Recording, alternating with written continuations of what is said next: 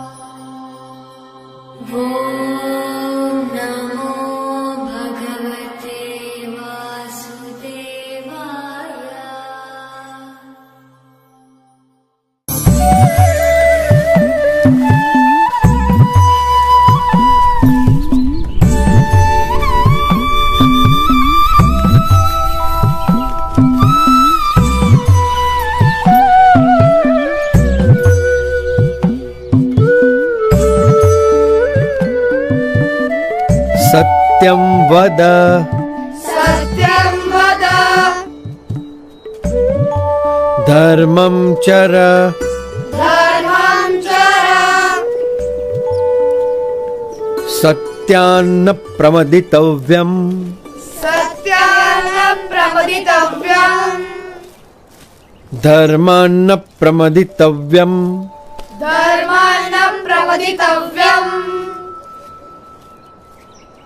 धर्म पालन, अहिंसा, सेवा, यह सब अच्छे मनुष्य जीवन के लक्षण है और इसीलिए इन सब सद्गुणों को अपनाते हुए परोपकारी जीवन जीना चाहिए। उसी में मनुष्य जीवन की सार्थकता है।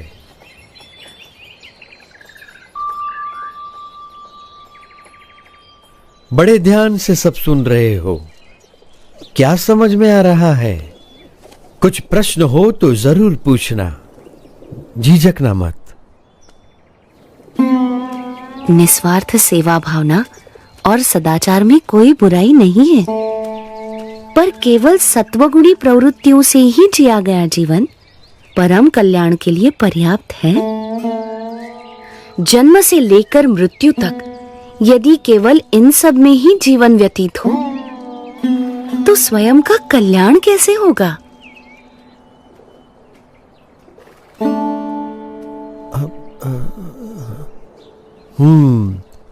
बड़े गुणी लगते हो, विद्याभ्यासी भी लगते हो और तर्क भी बहुत अच्छी तरह से प्रस्तुत कर लेते हो।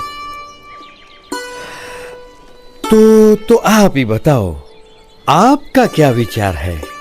मनुष्य को कैसा जीवन जीना चाहिए? ऐसा जीवन जो उस उच्चतम विद्या को पाने के लिए जिया गया हो, जिसे जानने के बाद और कुछ भी जानना बाकी न रह जाए।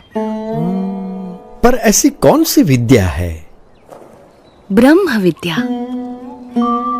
जिससे अपने अहंकार, स्वभाव, अज्ञान, इंद्रियों एवं अंतःकरण की गुलामी, हर प्रकार के दुख, सारे बंधन, जन्म मरण के चक्कर, इन सब से मुक्ति पाकर आत्यंतिक कल्याण प्राप्त होता है। पर केवल स्वयं के कल्याण के लिए जिया गया जीवन स्वार्थ सिद्धि का पर्याय बनकर ही नहीं रह जाएगा।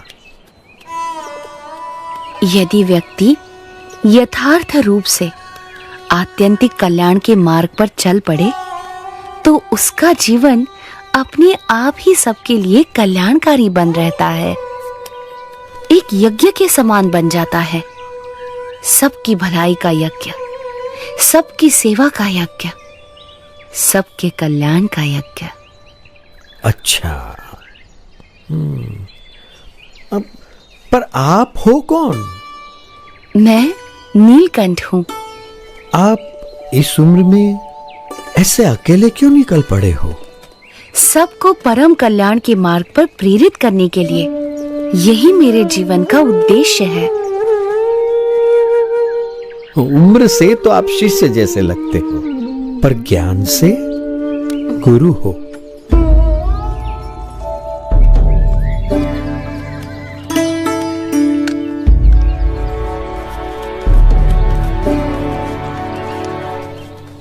प्रणाम।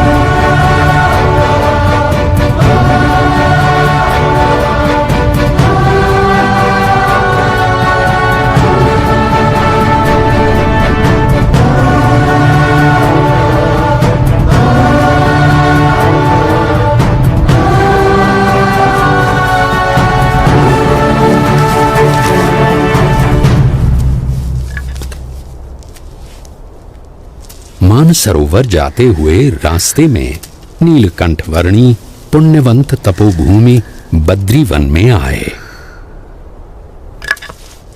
वहां असाधारण तपश्चर्या करने का संकल्प लेकर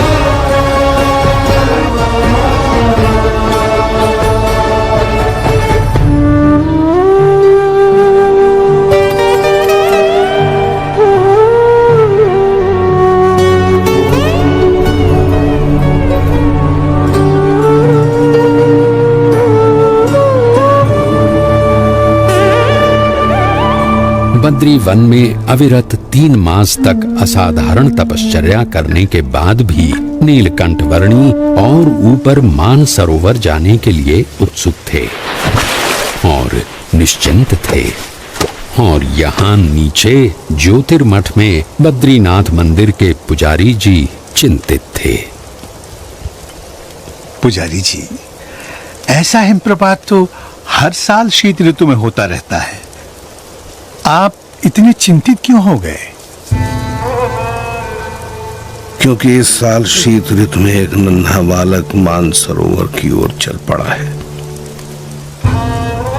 हमें यहाँ इतनी संरक्षित जगह पर रहते हुए भी चिंता हो जाती है, तो उसे वहां कितनी चिंता होती होगी, कितना डर गया होगा वो।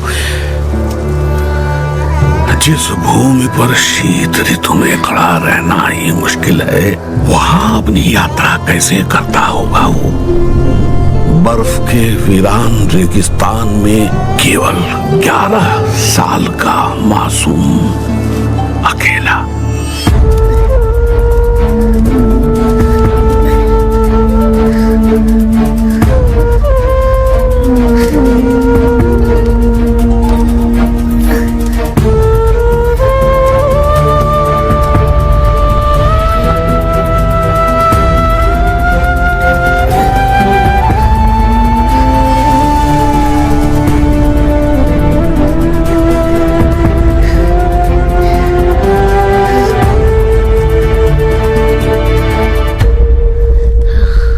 रुके हुए रास्तों से भी मार्ग निकालकर नीलकंठ वर्णी आगे बढ़ रहे थे।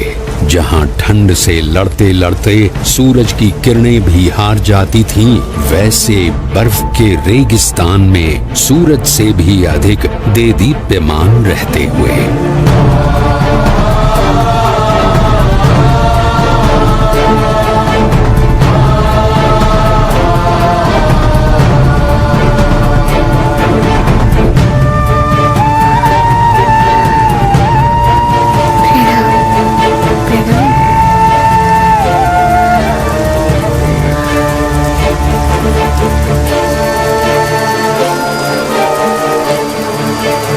सन 1793 की शीत ऋतु के प्रारंभ में नीलकंठ वर्णी ज्योतिर्मठ से बढ़ चले थे और शीत ऋतु के बढ़ते हुए प्रभाव के साथ उनके चरण और आगे बढ़ रहे थे, भारत के उत्तर में तिब्बत में स्थित मानसरोवर की ओर।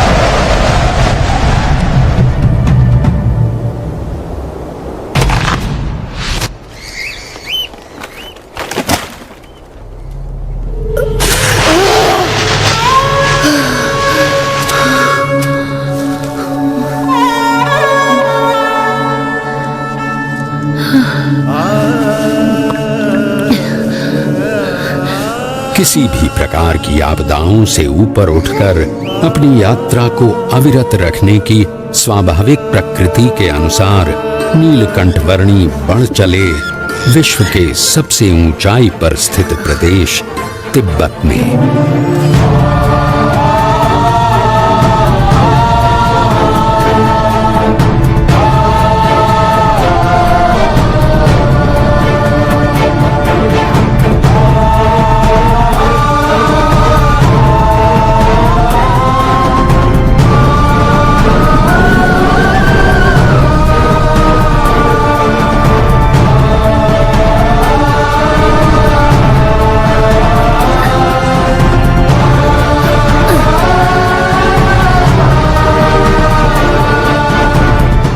मानो कोई भी विपत्ति ऐसी बनी ही नहीं थी जो नीलकंठ वर्णी के सदा आगे बढ़ रहे चरणों को रोकने में समर्थ हो, चाहे वो सफेद बर्फ से प्रतिबिंबित होकर आंखों को चौंधिया देने वाली सूरज की किरणें हों या साक्षात मृत्यु के समान उमड़ते बवंडर।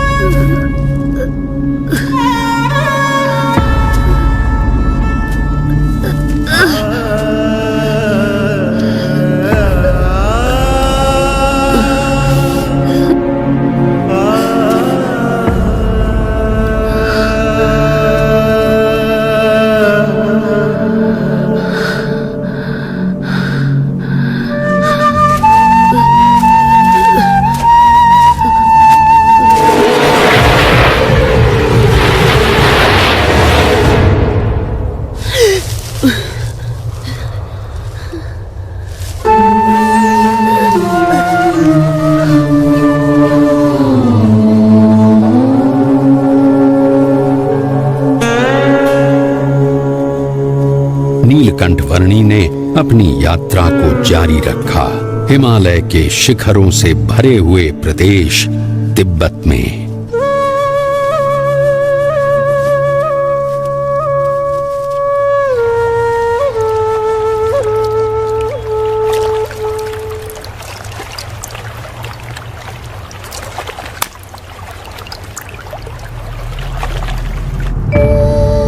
हिमालय के उत्तुंग बर्फीले पर्वतों का विश्व तिब्बत, जिसकी औसतन ऊंचाई 16,000 फीट है और जो विश्व की छत कहलाता है, वहां शीत ऋतु में 0 से नीचे 40 अंश तक के तापमान में नीलकंठ वर्णी अकेले मानसरोवर की ओर बढ़ रहे थे।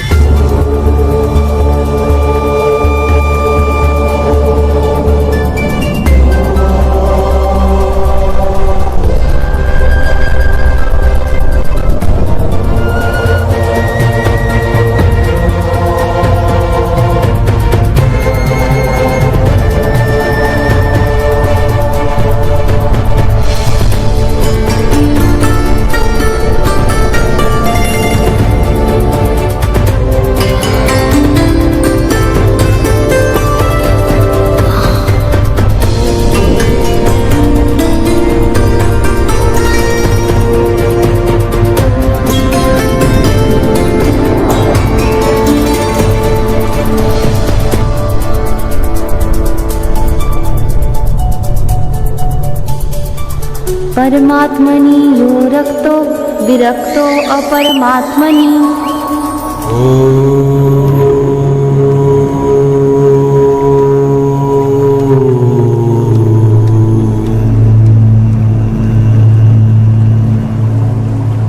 ज्योतिर्मठ से मानसरोवर की यात्रा शुरू करने के लगभग 4 महीनों के समय में नीलकंठ वर्णी आ पहुंचे कैलाश पर्वत के निकट स्थित क्षेत्र में।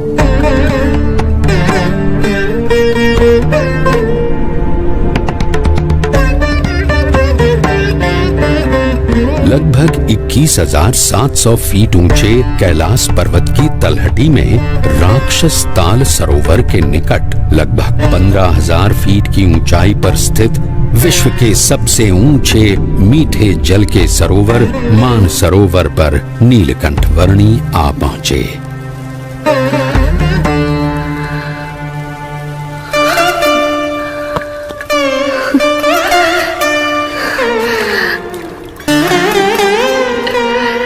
मानस क्षेत्र की प्राण घातक शीत ऋतु में नीलकंठ वर्णी ने संकल्प किया लगभग 320 वर्ग किलोमीटर में फैले हुए मानसरोवर की लगभग 88 किलोमीटर लंबी परिक्रमा करने का।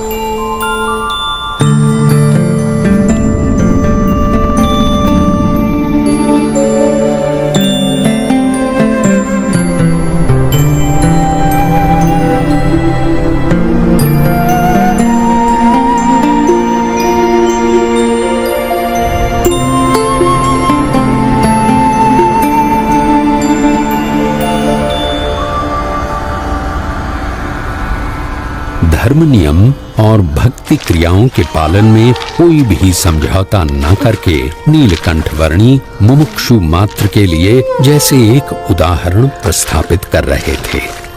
जहां शीत ऋतु में पीने के लिए भी पानी की व्यवस्था उपलब्ध नहीं थी, वहां भी स्नानादिक नित्य नियमों का पालन करते हुए भक्ति पूर्वक नित्य पूजा के नियम को भी दृढ़ रखते हुए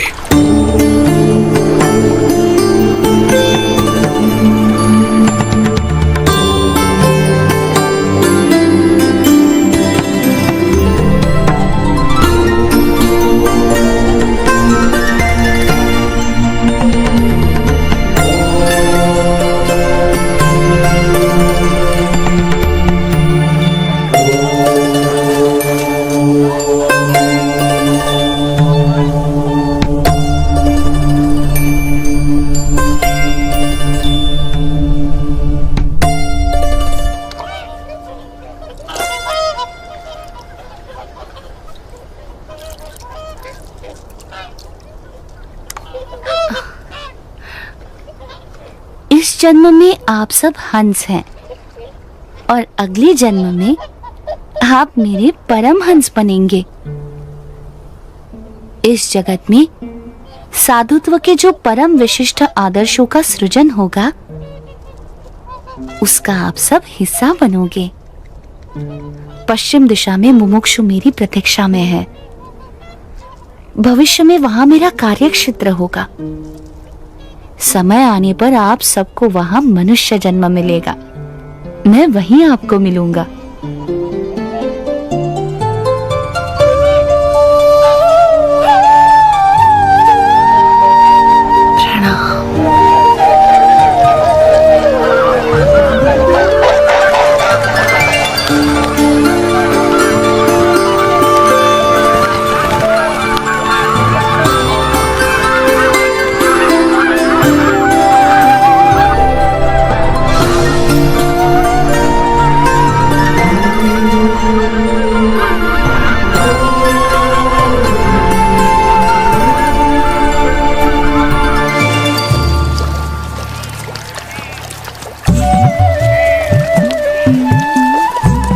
शीत ऋतु तिब्बत प्रदेश में बिताकर नीलकंठ वर्णी पुनः बद्रीनाथ जाने के लिए निकल पड़े।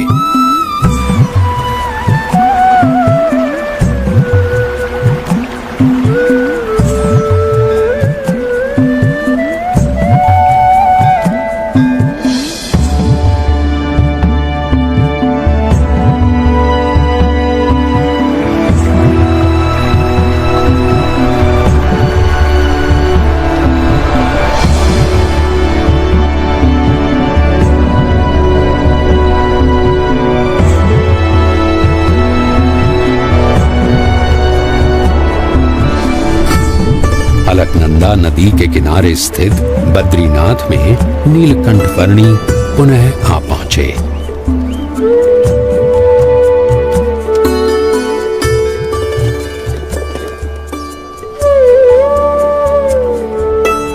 जय बद्रीनाथ जी की जय बद्री विशाल, जय बद्री। ओ पुजारी जी आ गए।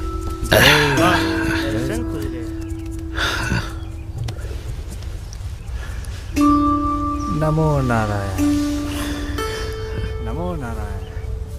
जय बद्रीनाथ पुजारी जी।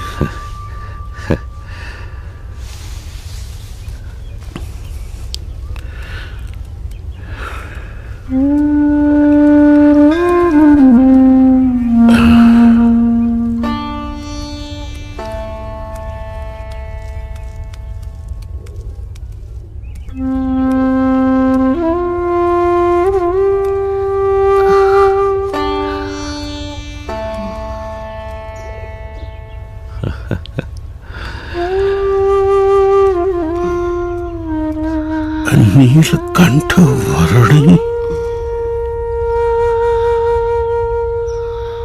आप नीलकंठ वर्णी हो? जी पुजारी जी। अरे प्रभु, जब भी आपको याद करता था तब चिंता होती थी कि आप किस हाल में होंगे, जीवित भी होंगे या नहीं। जाते समय मैंने आपको कहा था ना कि मैं आपसे फिर मिलूंगा, सो आ गया। परंतु आपका शरीर?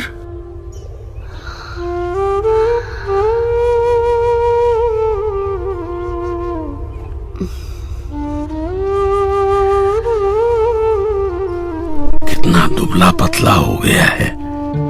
चलिए, सबसे पहले कुछ अन्न ग्रहण कर लीजिए। आइए प्रभु, पधारिए। यहां से चलिए प्रभु, इस तरफ से पधारिए।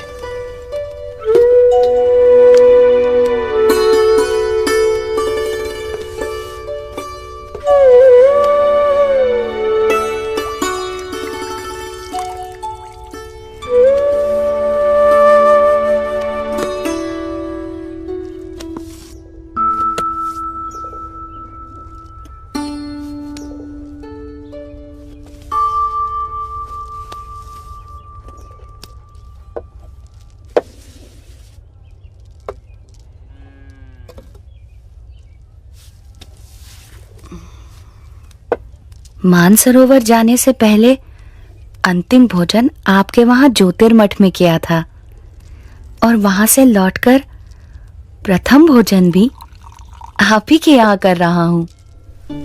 अकल्पनीय। वहां ऊपर 6 महीने तक आप क्या खाकर जीवित रहे? वायु।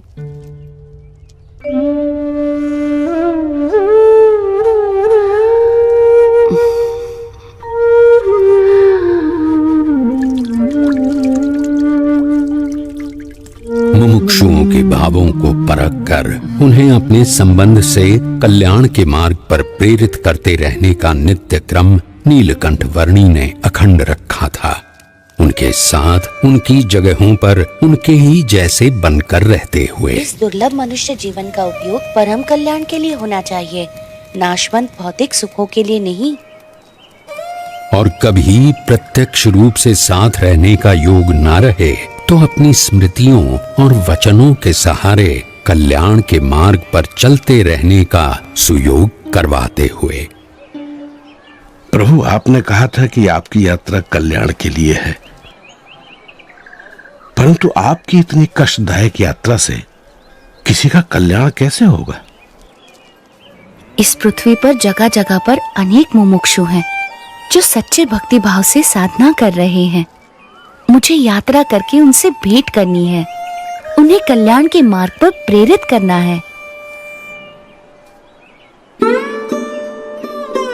दूसरों के कल्याण के लिए स्वयं पर इतना कष्ट? नीलकंठ, आपकी यात्रा सच में कल्याण यात्रा ही है। मेरा परम सौभाग्य कि मुझे आपकी सेवा का अवसर मिला। मेरा ध्यान रखने के लिए आपका भी धन्यवाद। आप अपना विशेष ध्यान रखिएगा नीलकंठ वर्णी। शुभम भवतु। प्रणाम।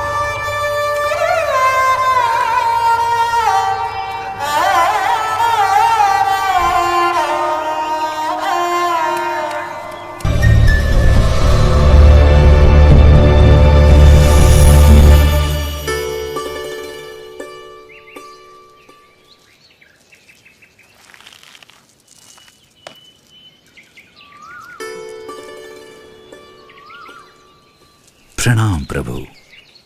बड़ी दिव्य और असाधारण प्रतिभा है आपकी। शायद आप वही है जिनकी भक्ति हम करते हैं, जिनके आशीर्वाद से हमारा राज्य, हमारा संसार चलता है। आपके आगमन से मेरे राज्य की धरती तो पावन हो ही गई है। अब कृपया मेरे राजभवन में पधार कर उसे भी धन्य कीजिए।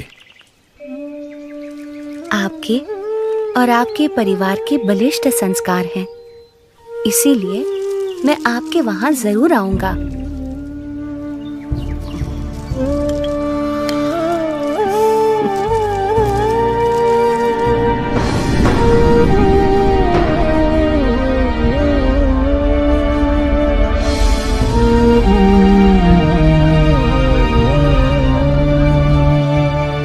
नीलकंठ वर्णी वंशीपुर गांव आ पहुंचे।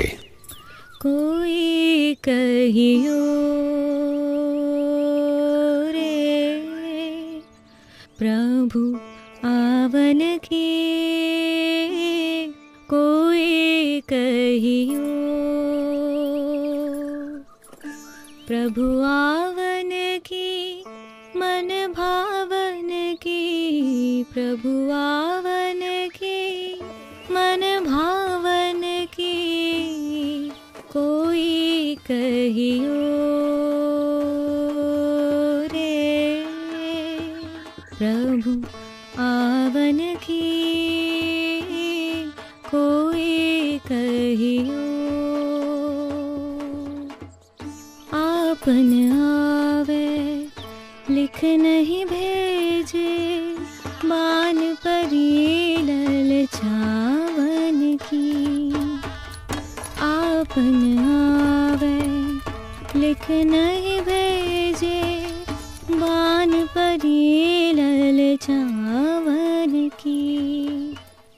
ये दो नैना कहो नहीं माने, ये दो नैना कहो नहीं माने, नदियाँ बहे जैसे सावन की, नदियाँ बहे जैसे सावन की, कोई कहियो। ये महाराज पैदल चलकर क्यों आ रहे हैं? हाँ? और घोड़े के ऊपर कौन बैठा है? देखूं तो महाराज पैदल, अवश्य ही कोई विशिष्ट अतिथि होंगे।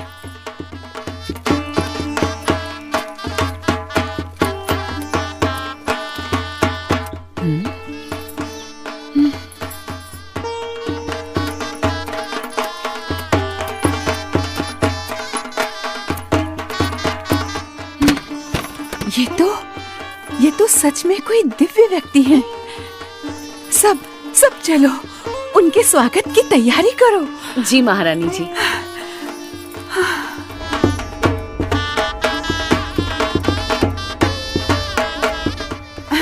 और सुनो, राजकुमारी ईला और सुशीला को भी बुला लो। जरूर महारानी जी।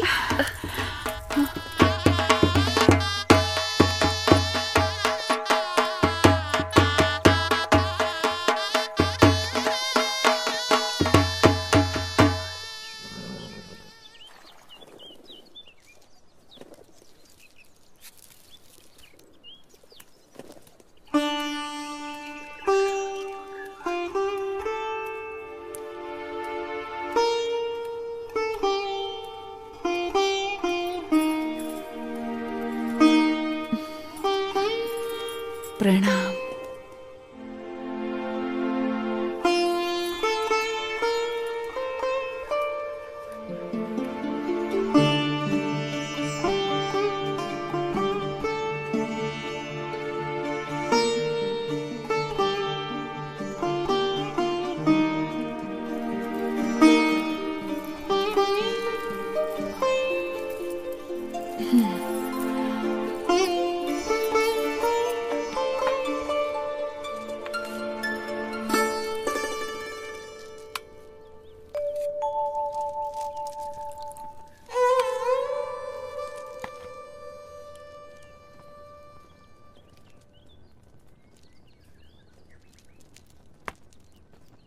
वर्णी जी, हमारे राजा धर्म पालन के आग्रही है और उसके फलस्वरूप उनके ऊपर ईश्वर की इतनी कृपा है कि उन्हें इतनी प्रतिष्ठा, इतना मान सम्मान, इतनी धन दौलत, इतना वैभव, ऐसा श्रेष्ठ भोजन, सब कुछ प्राप्त है।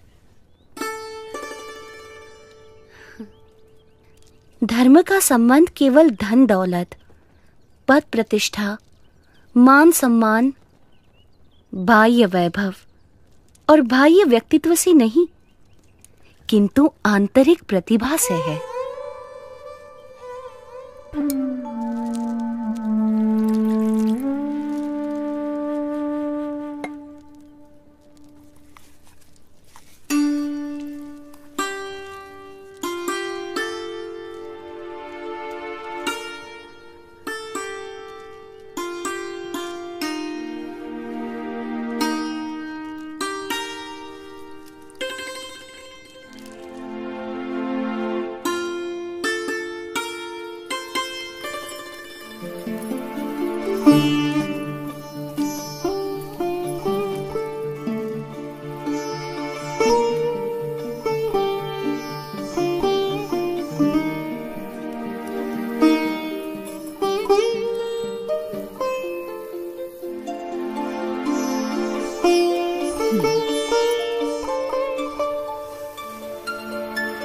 प्रभु, हमारा कोई पुत्र नहीं है।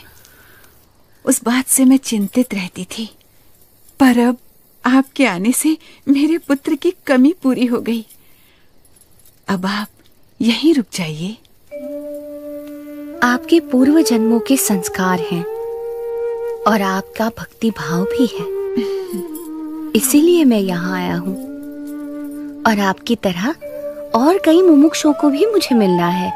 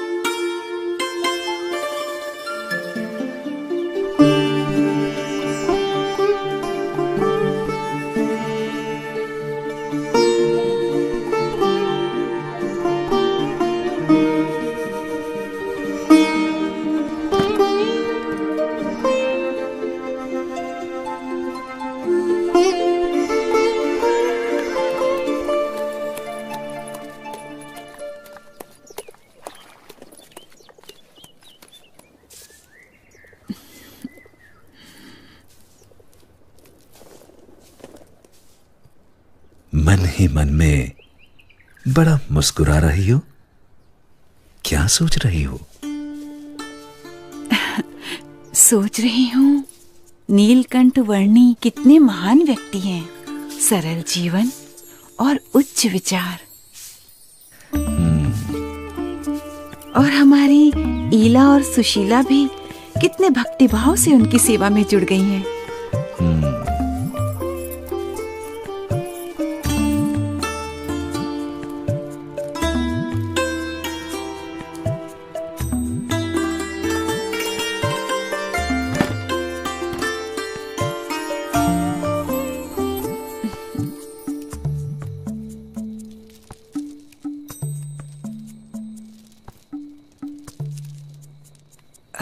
नीलकंठ वर्णी, कई दिनों से आप हमारे साथ हमारे स्वजन की तरह ही बस रहे हैं। और केवल हम ही नहीं, पर यहाँ छोटा बड़ा हर कोई आपको अपना स्वजन समझने लगा है। सभी को आपसे लगाव हो गया है। इतने दिनों से आपका जीवन निकट से देखकर हमें प्रतीति है कि आप कोई असाधारण दैवी तत्व हैं, साक्षात परमात्मा हैं। ये सब देखकर मेरे मन में एक विचार आ रहा है कि यदि आप हमेशा के लिए हमारे स्वजन बनकर रह जाएं, तो कितना अच्छा होगा। यदि समझ में आए तो मैं तो हमेशा के लिए सबका स्वजन हूँ। एक सच्चे स्वजन की तरह हमेशा सबके साथ ही रहता हूँ।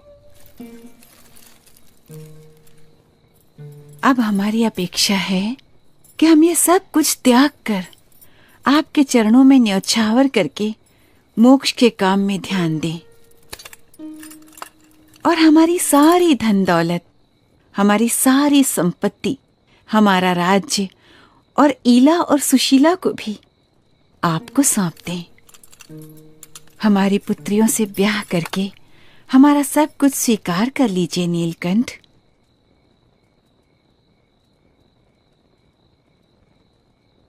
आप तो साक्षात परमात्मा हैं। आपसे अच्छा पति हमारी पुत्रियों को कहाँ मिलेगा?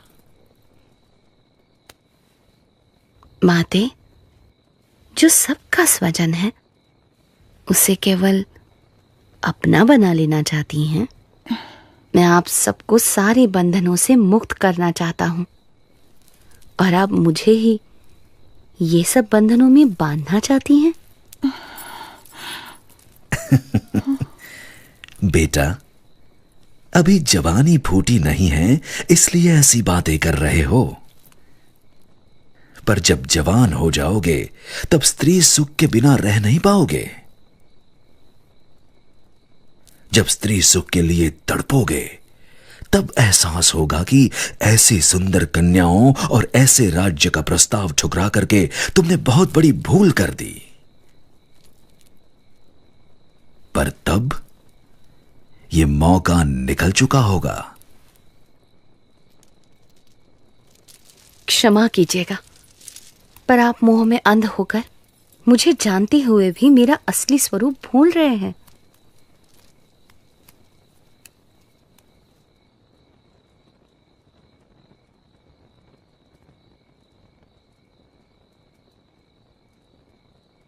यही तो माया का प्रभाव है कि जो परमात्मा की उपस्थिति में भी आपको परमात्मा का सुख लेने नहीं देता है, और ऊपर से साक्षात परमात्मा में भी माया का भाव लाकर रख देता है।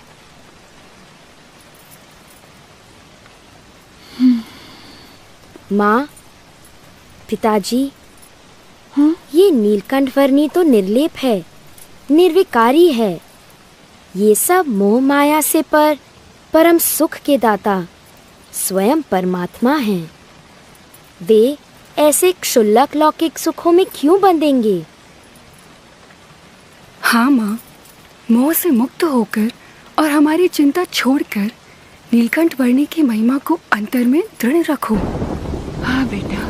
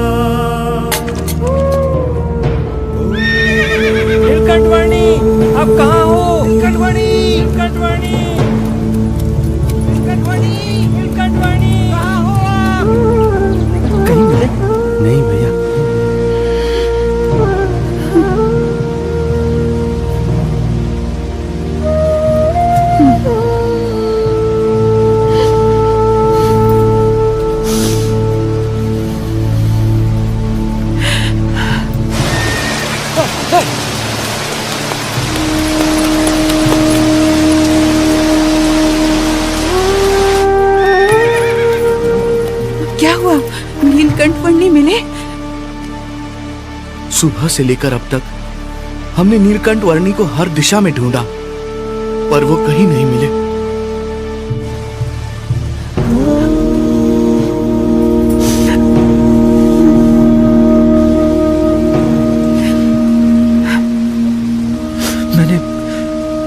मैंने दूर दूर तक ढूंढा, पर नीलकंठ वर्णी नहीं मिले।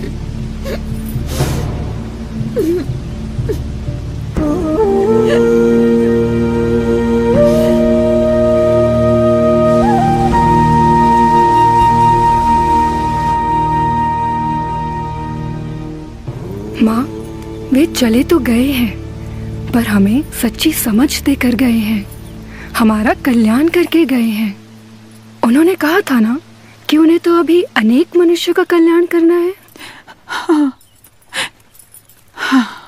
वे कहते थे ना कि यदि समझ में आए तो एक सच्चे स्वजन की तरह वे हमेशा सबके साथ ही रहते हैं, वैसे ही वे हमेशा हमारे साथ रहेंगे। हाँ बेटा।